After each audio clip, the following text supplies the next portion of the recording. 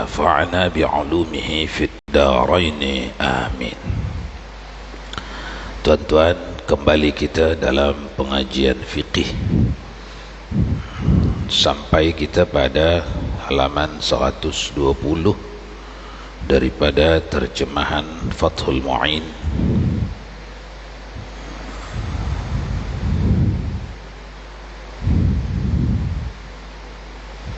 Berdiri sah dengan meluruskan ruas-ruas.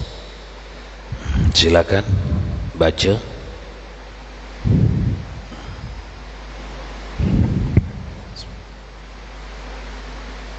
Berdiri sah dengan meluruskan ruas-ruas tulang punggungnya, sekalipun dengan menyandarkan diri pada sesuatu yang ia bisa jatuh kalau sesuatu itu tidak ada. Bersandar dihukumi makruh.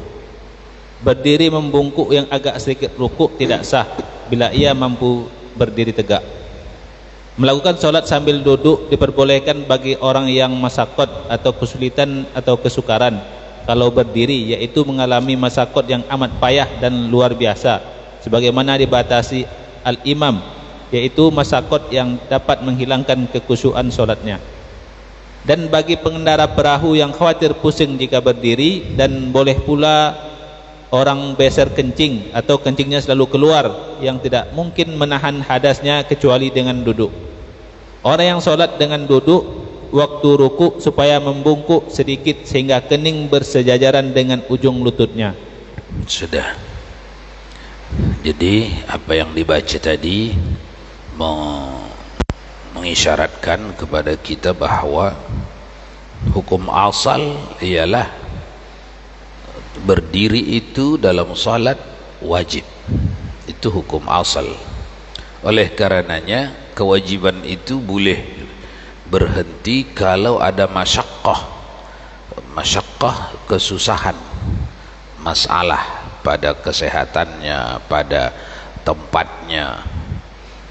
Tak ada tempat, cuma di situ saja, di tempat yang tak bisa tegak, misalnya di penjara kah, di dalam gua kah, di manakah, di tempat yang tidak memungkinkan untuk berdiri diizinkan tidak berdiri, membungkuk atau duduk atau baring.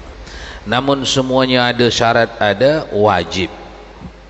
Itu hukum asal. Baru yang kedua bacaannya tadi, melakukan salat sambil duduk diperbolehkan bagi orang yang masyaqqat, kemudian di bawahnya kesulitan. Kalau berdiri yang mengalami masyaqqat yang amat payah dan luar biasa, sebagaimana dibatasi al-imam, yaitu masyaqqat yang dapat menghilangkan kekhusyuan salatnya. Jadi kita tengok masyaqqat itu sudah masuk kalau dia,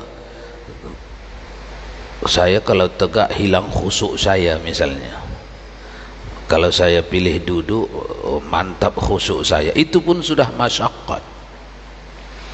Namun di kitab-kitab yang panjang nanti akan kita lihat alur para ulama, alurnya lebih banyak ke sana dan ke sana. Para ulama di situ lebih banyak berpendapat yang dimaksud masyaqqat yang boleh menyebabkan duduk untuk solat sunat. Jadi si A sedang solat, kalau dia solat duduk, solat dalam keadaan duduk, lebih nyaman untuk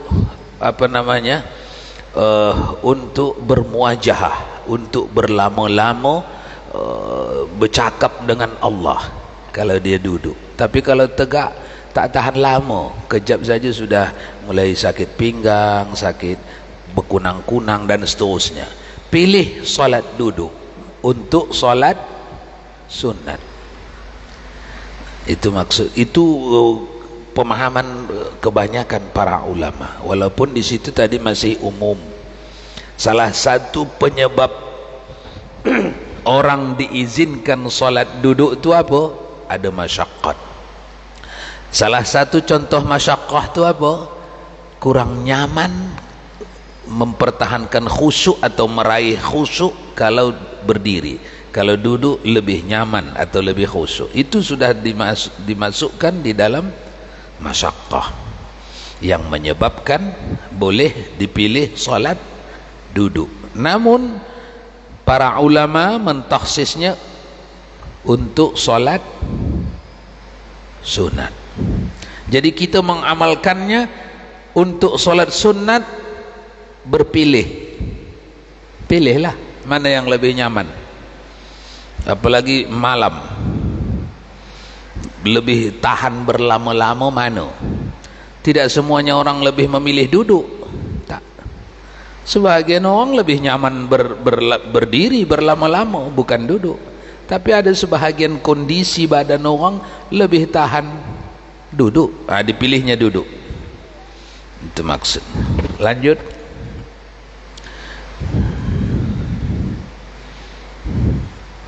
Bismillahirrahmanirrahim. Cabang. Guru kita menemukan orang sakit yang mampu berdiri tanpa masakat. Kalau solat munfarid tetapi tidak mampu berdiri tanpa masakat bila solat berjamaah, kecuali kalau sebahagian solatnya dilakukan sambil duduk. Baginya diperbolehkan solat berjamaah dan duduk pada sebahagian solatnya. Sekalian lebih utama ia solat sendirian atau munfarid. Demikian pula bagi orang yang kalau membaca Fatihah saja dapat tidak dengan duduk, tetapi kalau disambung dengan surat terpaksa ia harus dengan duduk. Ia diperbolehkan membaca surat dengan duduk, sekalipun lebih utama tanpa membaca surat. Habis orang yang solat dengan duduk. Habisnya sampai situ dulu. Jangan habis orang yang solat. Baik, tuan-tuan, apa yang dibaca tadi masih lagi dalam wilayah apa yang kita bincangkan tadi ya. Hanya saja di situ ditakhsisnya sedikit. Guru kita mengemukakan orang sakit mampu berdiri tanpa masyaqqah kalau salat munfarid, tetapi tidak mampu berdiri tanpa masyaqqat bila salat berjamaah. Ada tak itu orangnya itu? Ada. Kalau solat berjamaah tak mampu berdiri dia. Kenapa tak mampu berdiri? Lama. Atau tak dapatnya sandaran, pegangan dinding dan sebagainya dan sebagainya. Kecuali kalau sebagian solatnya dilakukan sambil duduk. Baginya diperbolehkan solat berjamaah dan duduk pada sebahagian solatnya, sekalipun lebih utama ia solat sendirian atau munfarid. Jadi orang yang seperti ini nih, yang cari-cari dinding nih baru bisa tegak. Ulama berbelah di sini. Sebahagian meletakkan afdal untuk anda solat jamaah. Sebagian yang lain tak, afdal untuk anda solat sendiri munfarid. Jadi sudah tidak lagi klop ulama. Ketika tidak klop artinya apa? Turun ringannya dia dari sunnat muakkadah menjadi ghairu muakkadah. Mazhab Asy-Syafi'i sunnat muakkadah, hukum asal. Kepada orang ini sudah tidak lagi sunat muakkadah, ghairu muakkadah. Kenapa? Adanya perbelahan ulama dalam memberikan fatwa pada orang yang macam dia ni. Demikian pula bagi orang yang membaca Fatihah saja, dapat tidak dengan duduk, tetapi kalau disambung dengan surat terpaksa ia harus dengan duduk. Maknanya orang yang tak tahan lama lah itu ya. Ada orang tak tahan lama, bisa tegak tapi tak tahan lama. Orang apa itu? Darah rendah itu ya, yang mudah berkunang-kunang, mudah apa? Pitam. Itu penyakit begitu. Ia diperbolehkan membaca surat dengan duduk, sekalipun lebih utama tanpa membaca surat. Kepada orang ni yang tak tahan lama-lama tegak ni, ulama memberikan fatwa lebih baik jangan pakai surah. Itu lebih afdal. Tapi pakai surah pun diperbolehkan, tidak ada pengharaman. Maknanya diringankan orang ni. Biar pendek solat, seolah-olah kalau dibahasakan orang yang macam tu biar pendek solatmu, tapi yang pendek tu terisi dengan khusyuk. Makanya tak pakai surah tak apa, kalau memang sudah tipe penyakitnya seperti itu, tak tahan lama. Itu maksudnya. Itu habis ya. Lanjut. Bismillahirrahmanirrahim. Mohon maaf Bu ya, mau nanya sedikit Bu ya. Kebanyakan yang kita lihat di masjid itu orang-orang yang udah agak uzur sedikit Bu ya. Itu kadang ada bentuk kursi sekarang Bu ya. Kursi itu di saat dari takbiratul ihram sampai bacaan Fatihah ataupun surah lain dia mampu berdiri gitu Bu ya. Tapi di saat ruku ataupun sujud dia duduk di kursi, tidak sujud seperti ataupun ruku seperti biasa Bu ya. Itu lebih afdalnya itu apakah dari awal dia duduk ataupun buat cara seperti itu Bu ya. Sekian warahmatullahi wabarakatuh. Lebih afdal salat berdiri dari salat duduk. Satu. Yang kedua, lebih afdal salat duduk di kursi daripada duduk di tanah, di lantai. Itu yang kedua. Jadi duduk itu, kalau ada lagi tempat duduk yang lebih tinggi daripada duduk di lantai, duduklah dulu di tempat yang lebih tinggi. Itu mula asalnya itu. Jadi lebih afdal salat berdiri. Kalau tak mampu, pilihlah salat duduk. Kalau tak mampu salat duduk di suatu yang tinggi, salat duduklah di lantai, di tanah. Tapi kalau ada lagi tempat duduk yang lebih tinggi dari sekedar tempat kita ni berpijak ni, lebih afdal lagi salat di atas yang tinggi. Adapun rukuk dan sujud dia ni, dia sendirilah yang mengukurnya, karena rukuk dan sujud itu pun begitu juga hukumnya, mengikut itu hukumnya. Lebih afdal mengerjakan rukuk dan sujud itu sampai ini ke tanah bagi yang mampu melakukannya. Tapi bagi yang tidak mampu, setentang dengan lututnya saja pun sudah sah. Setentang dengan lututnya saja pun keningnya sudah sah. Nanti di ujung akan di apa, atau dah lewat ya? Belum ya, belum lewat ya. Belum, nanti kejap lagi lewat sampai itu. Jadi bagi orang yang uzur ini, dia mengusahakan sujudnya itu sebatas seukuran lutut saja dah cukup. Di atas ya, di atas apa? Hafal. Di atas cabang. Ya, orang yang salat dengan duduk waktu rukuk supaya membungkuk sedikit hingga kening bersejajaran dengan ujung lututnya. Itu apa namanya itu, duduk itu baik duduk di lantai maupun duduk di kursi, karena duduk di kursi itu lebih afdal daripada duduk di lantai sebab dia lebih tinggi. Maka yang harus diusahakannya itu saja.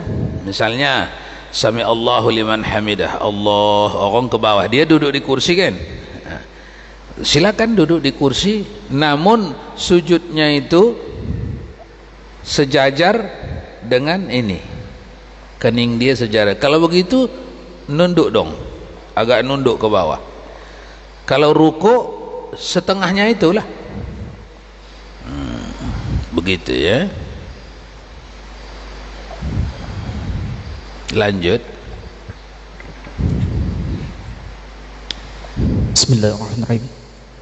Orang solat dengan duduk lebih utama ialah duduk iftiras atau seperti duduk tasyahud awal, lalu bersila, baru duduk tawarruk, yaitu seperti duduk tasyahud akhir. Kalau masih tidak mampu solat dengan duduk, boleh solat dengan berbaring miring, maka dengan bagian depan badannya menghadap kiblat. Dalam pada itu, kalau miring ke kiri hukumnya makruh, selain bila terdapat uzur. Kalau juga tidak kuasa, ia boleh solat dengan tidur menelentang, duduk telapak kakinya menghadap kiblat. Dua telapak kakinya. Dua telapak kakinya menghadap kiblat. Di sini wajib diberi semacam bantal di bawah kepala agar wajahnya dapat menghadap kiblat. Wajib memberi kode ke arah kiblat waktu ruku dan sujud. Kode sujud harus melebihi kode ruku bila tidak mampu melakukan ruku dan sujud. Itu udah dekat-dekat itu ya, solatnya dekat-dekat itu, main kode saja udah tidak ada lagi, tapi solat tetap wajib. Lanjutkan dulu. Jika tidak dapat memberi kode dengan kepala, boleh dengan kelupuk matanya. Kalau tidak mampu juga, cukuplah melakukan solat di dalam hatinya. Maka orang sakit itu tidak terlepas dari kewajiban solat selagi masih memiliki akal. Para ulama menyebutkan berdiri sesudah niat dan takbiratul ihram, padahal justru berdiri itu dikerjakan dahulu karena niat dan takbir menjadi rukun setiap solat sekalipun solat sunnah, sedangkan berdiri hanya menjadi rukun solat fardu saja. Seperti halnya orang solat sunnah, ia boleh melakukannya sambil duduk atau berbaring miring. Sudah, sebentar dulu, biar tidak terlalu jauh. Kembali tengok awal bacaan tadi. Ada masalah tak? Solat orang sedang duduk, yang lebih utama ialah duduk iftirash. Maksud iftirash itu seperti duduk tasyahud awal. Lalu ranking kedua bersila. Baru duduk ranking ketiga ialah tawarruk, seperti duduk tasyahud akhir. Ini tiga duduk ni, tiga duduk yang diizinkan. Namun di dalam salat ada tempat-tempatnya, tapi di luar salat ini duduk yang diizinkan. Kalau masih tidak mampu salat dengan duduk, boleh salat dengan berbaring miring. Itu nanti babnya berbaring. Jadi duduk ni tak ada masalah ya di sini ya. Ada masalah tak? Orang salat dengan duduk, yang lebih utama itu duduk iftirash.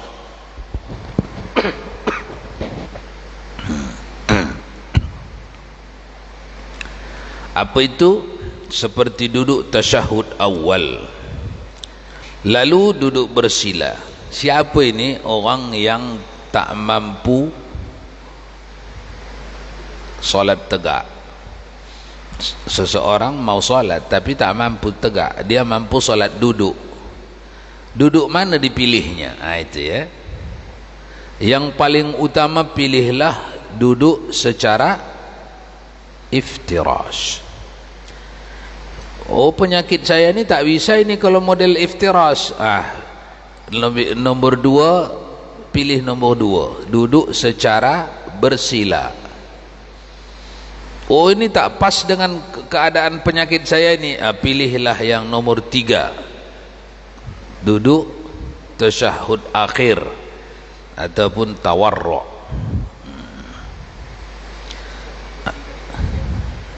Macam mana? Kursinya tak di sini, tak ada di sini, bukan. Dia nanti di bab bersandar itu. Di bab bersandar. Ini duduk dulu. Apa dulu? Tegak, tak mampu tegak, solat duduk. Itulah kitab fikih itu saling melengkapi. Ada yang menguraikan di bidang ini lebih mendalam, ada yang di bidang ini lebih ringkas. Nanti di kitab yang lain lebih ini dalam, lebih ini ringkas. Seperti itulah kitab fikih. Ini di sini untuk kitab ini menerangkan solat tegak, solat duduk di lantai, di tanah. Ini model duduknya, silakan pilih tiga. Habis itu langsung baring, solat baring. Habis baring langsung solat isyarat. Di kitab yang lain nanti duduk di tanahnya ini dibincang lagi. Makna duduk di tanah, ada tanah yang ini yang diinjak, lantai yang diinjak, ada lantai yang hanya diinjak oleh seseorang, itulah kursi, dan seterusnya. Oke, tiga duduk.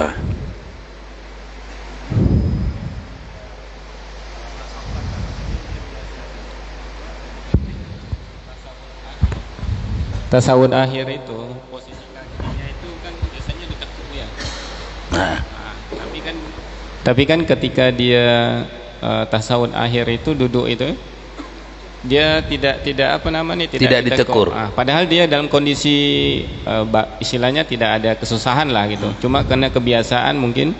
Itu gimana Bu ya?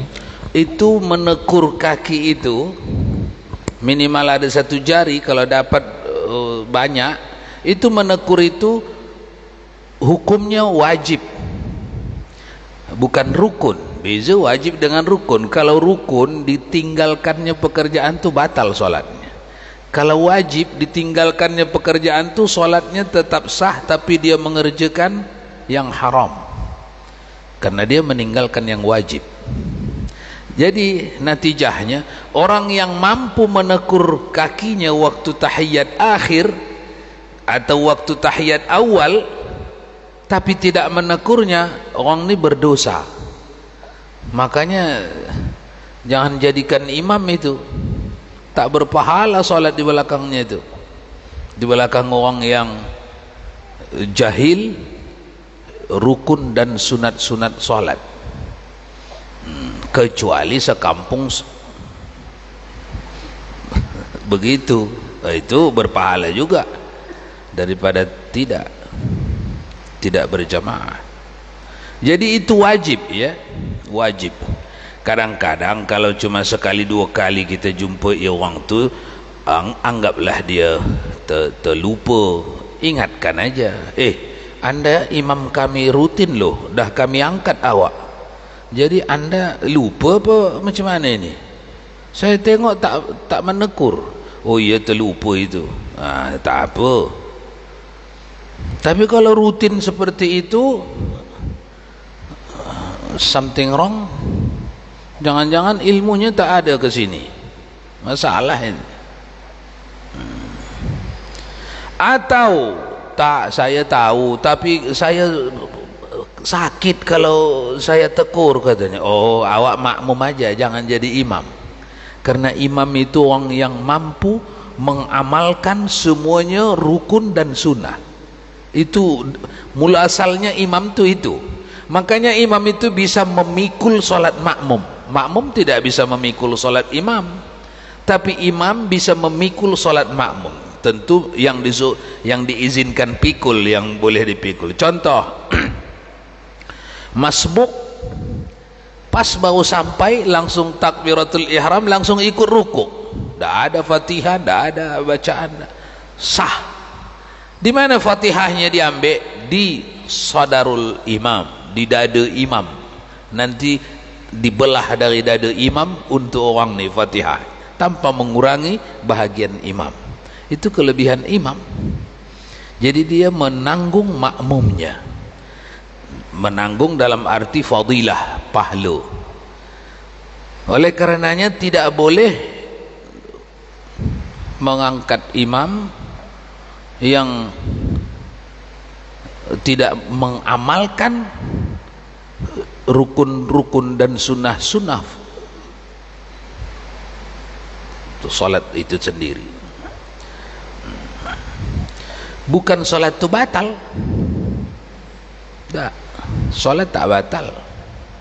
Orang ni saja yang tak boleh menjadi imam karena dia tidak mampu mengamalkan yang sunat. Yang lain ada lagi yang mampu, digantilah. Kalau untuk continue, kalau untuk sesekali, jangan langsung mengganti ya. Sesekali nasihatilah atau tunjuk ajalah, tuan imam, ini sunat muakkadah. Bahkan di dalam mazhab kita hampir semua, tak semua tapi hampir semua ulama kita wajib. Hampir semua fuqaha dalam mazhab Syafi'i ini wajib menekurnya. Anda tidak menekurnya. Kalau karena penyakit berubat, karena keras latihan,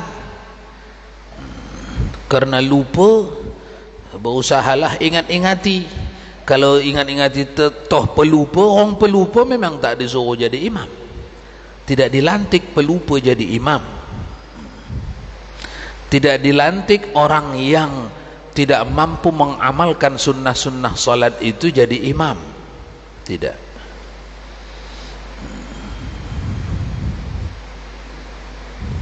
Oke, lanjut.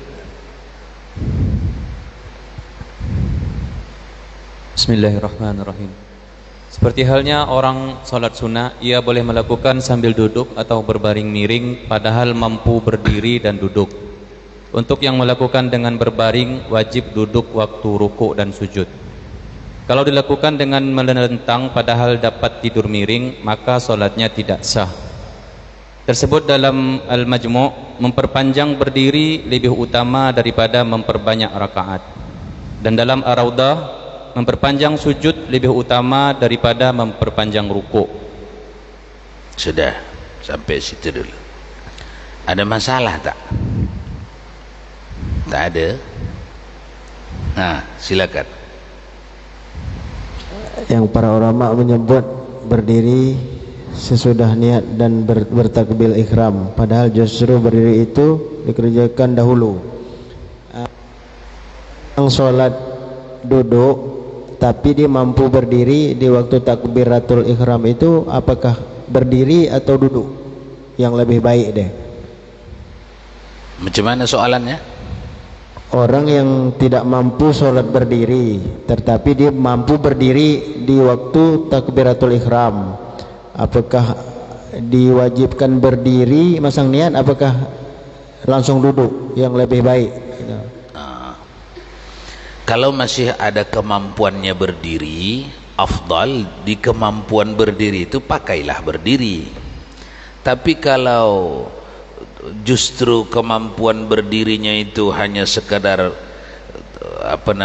mengganggu konsentrasinya, mengganggu kekhusyuannya, karena tak lama dia tahan berdiri, lepas tu nanti akan berkunang-kunang, dan dia dah tahu itu, tak payah ambil berdiri lagi, langsung aja duduk.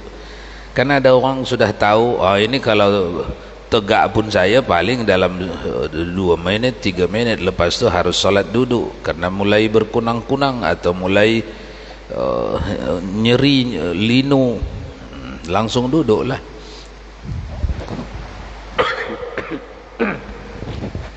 Baik, silakan membaca Al-Fatihah ya.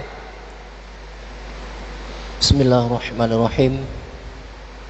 Membaca Al-Fatihah pada setiap rakaat di bagian berdirinya sebagai sekejap sebelum ke situ, memperpanjang sujud lebih utama daripada memperpanjang rukuk. Ini tuan-tuan, memperpanjang ini yang dimaksud panjang antara si sujud dengan si rukuk, bukan memperpanjang lamanya rukuk, bukan. Lamanya rukuk itu sudah diukur untuk umum, artinya ketika Anda menjadi imam kepada orang ramai, itu untuk umum, itu batasannya 3 kali atau 5 kali, itu untuk umum. Bacaan subhana rabbiyal a'la wa bihamdih, subhana rabbiyal a'la wa bihamdih, subhana rabbiyal a'la wa bihamdih, itu bacaan yang sedang. Jangan awak ngebut untuk umum, tidak adil awak. Subhana rabbiyal a'la wa bihamdih, subhana rabbiyal a'la wa bihamdih, subhana rabbiyal a'la wa bihamdih, Allahu akbar. Itu kalau disuruh orang ramai secepat itu, semuanya selamat mereka. Tak semua selamat, berarti belum adil. Yang adil, kalau Anda suruh orang ramai membaca, semuanya dapat membaca pada hukum uruf di dalam hati kita. Subhana rabbiyal a'la wa bihamdih, subhana rabbiyal a'la wa bihamdih, subhana rabbiyal a'la wa bihamdih. Bisa tak orang ramai selambat itu atau secepat itu? Bisa. Si tua, si muda, si sakit, si sehat masih bisa. Tapi kalau awak cepatkan, subhana rabbiyal a'la wa bihamdih, subhana rabbiyal a'la wa bihamdih, subhana rabbiyal a'la wa bihamdih, Allahu akbar. Berapa persen orang bisa itu segitu cepat? Yang sepuh-sepuh tak dapat. yang biasa berlambat-lambat tak dapat. Yang ingin menikmati zuk ada rasa dari setiap ucapan, itu dituntut dalam solat, itu dia tak dapat. Zuk itu tuan-tuan, kalau anda pergi ke perpustakaan ataupun ke museum, anda lihat di museum ada ramai pengunjung. Sebahagian orang ketika memandang gambar yang ada di dinding senyum-senyum, berjam-jam awak perhatikan dia duduk di situ, dia kerjanya senyum-senyum sama dinding. Ketika awak tanya kenapa senyum-senyum sama dinding, dia akan menjawab, saya teringat di kampung halaman saya masa kecil saya menengok gambar sungai, gambar sawah, gambar gunung. Dia pergi ke kampung halamannya di 40 tahun yang lalu pun, dengan linangan air mata atau dengan senyum-senyum. Pakai apa dia pergi ke sana? Pakai zuk, rasa yang itu tuh disuruh itu dalam salat, disuruh itu dan dilatih itu supaya bangkit zuk. Itu tugas Imam Al-Ghazali dan ulama-ulama sufi yang lain mengajarkan itu. Yang paling jitu diantaranya adalah konsep Imam Al-Ghazali di dalam kitabnya Al-Mishkat. Ada terjemahannya ya, sudah ada ke dalam bahasa Indonesia. Al-Mishkat, cermin, artinya apa? Cermin. Nah, ini dituntut. Karena tuntutan ini kuat, maka seorang imam harus jalan di tengah. Jangan terlalu laju, jangan juga terlalu lambat, karena banyak keperluan orang nih. Ini ada yang nak tutup kedai, ada yang mau musafir, masuk kapal, masuk ini. Jangan juga terlalu lambat. Jadi datanglah konsep kaidah usul fikih, kullu amrin awsatuha. Semuanya urusan dalam agama ini yang lebih baik adalah pertengahannya.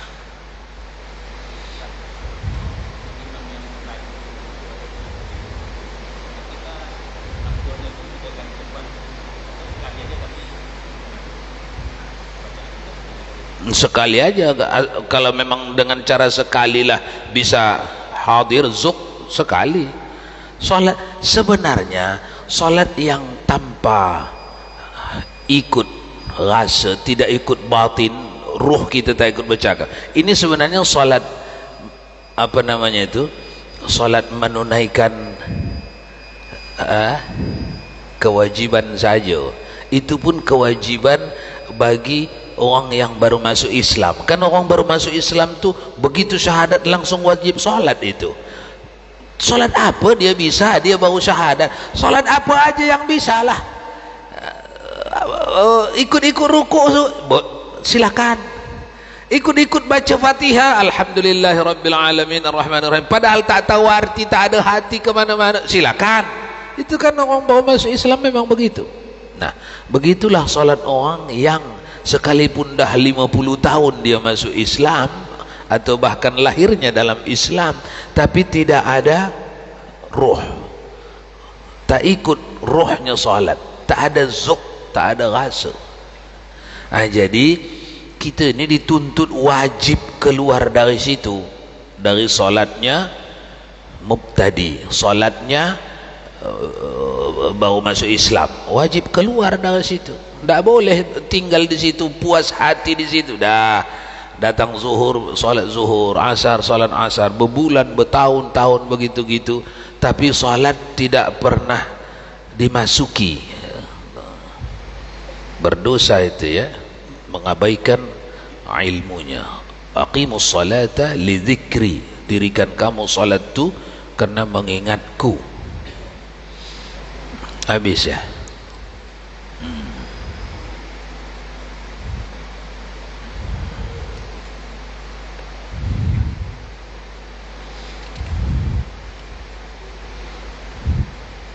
والله أعلم بالصواب وإليه مرجعكم فأنبئكم بما كنتم تعملون. أعوذ بالله من الشيطان الرجيم. بسم الله الرحمن الرحيم.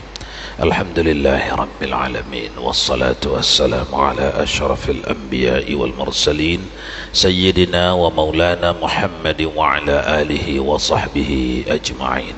اللهم يا عليم يا عظيم يا غفور يا ودود، اللهم زدنا علما وارزقنا فهما.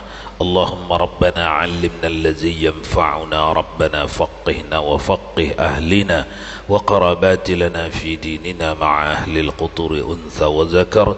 يا مقلب القلوب ثبت قلوبنا على دينك وعلى طاعتك برحمتك يا أرحم الراحمين. وصلى الله وسلم على سيدنا محمد وعلى آله وصحبه أجمعين. سبحان ربك رب العزة عما يصفون وسلام على المرسلين والحمد لله رب العالمين.